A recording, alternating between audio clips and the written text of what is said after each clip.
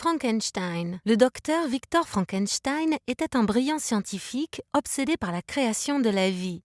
Il passait de longues heures chaque jour, isolé dans son laboratoire, à expérimenter afin de réaliser son désir. Malgré de nombreuses expériences ratées, Victor continuait d'essayer. Cette fois, il avait cousu ensemble des morceaux de cadavres différents qu'il avait déterrés au cimetière local et les avait assemblés en un géant verdâtre qui était allongé sur une table d'opération. Victor avait attaché le tout avec des fils et n'avait besoin que d'une tempête pour que l'électricité de la foudre ranime le cadavre et lui donne vie. Une nuit d'orage arriva et Victor renversa l'interrupteur qui conduisit l'électricité à la créature avec une douche d'étincelles et d'éclairs. Dans un premier temps, rien ne se passa, mais soudain, Victor pouvait voir que la créature bougeait un doigt. La créature avait pris connaissance et elle se leva et cria « Père !» Victor eut peur. Alors il s'enfuit, laissant sa création s'asseoir et découvrir de son premier regard le monde autour de lui. Il était seul et effrayé. Le monstre rugit en criant « Père, où es-tu » Victor tremblait de peur en se cachant et attendait que le monstre s'en aille. Après ce qui semblait être des heures dans l'obscurité, Victor n'entendait plus de bruit. Alors il ouvrit la porte et jeta un œil à l'extérieur.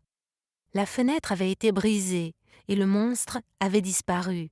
« Oh, qu'ai-je fait ?» se dit Victor, s'effondrant sur son bureau. Si quelqu'un trouvait ce monstre et découvrait que c'était lui qui l'avait fait, ce serait la fin de sa carrière et de sa famille. Il décida qu'il n'avait aucun autre choix que de traquer sa créature et de le détruire pour de bon. Pendant ce temps, la créature apprit les rudiments de la vie toute seule dans les bois.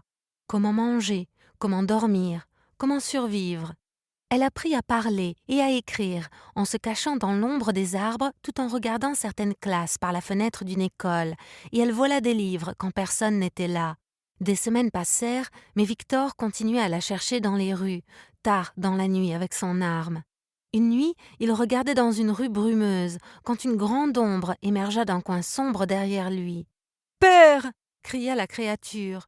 Victor devint pâle, et il saisit son fusil avec ses mains moites.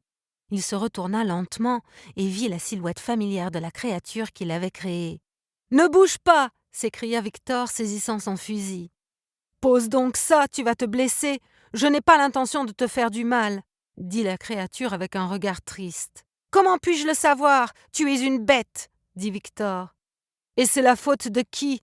Tu m'as fait comme ça, et puis tu m'as abandonné, me forçant à vivre caché dans l'ombre comme un monstre. »« Tu es un monstre !» cria Victor. « Non, père, un monstre est quelque chose que vous choisissez d'être, pas quelque chose basé sur votre apparence. C'est toi, père, le véritable monstre. Mais ne t'inquiète pas, tu ne me verras plus. J'ai décidé de vivre très loin dans les bois, loin de tous les jugements injustes de l'humanité, » dit la créature en disparaissant très vite. Victor rentra chez lui, se sentant tout d'abord soulagé. Cependant, en pensant à ce que la créature lui avait dit, il réalisa que le monde est plein de monstres, mais avait maintenant un homme pur et décent de moins. La créature vivait cependant joyeusement dans les bois, entourée par la beauté de la nature et des animaux qui jamais ne le jugèrent pour ce à quoi il ressemblait, mais seulement pour ses bonnes actions. Fin.